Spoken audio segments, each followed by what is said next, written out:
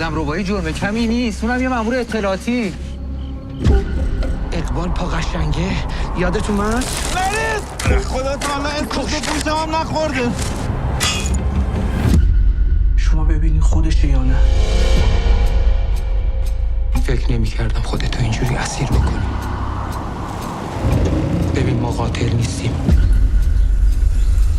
مطمئنی خودشه؟ نه. که پاقو زر آورده اینجا.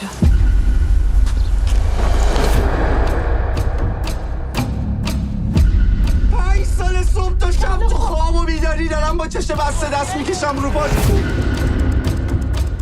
ماشین چه خبره؟ آقا چیز خاصی نه. حالا که مسئله شخصی ندارین پس همتون بدونید این کثافت امروز باید حرف بزنه.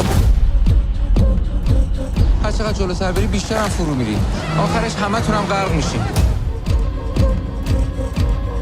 من خودم زن و بچه دارم، میفهمم چی داری میگی. ببین با من چیکار کردی که صفت آشغال.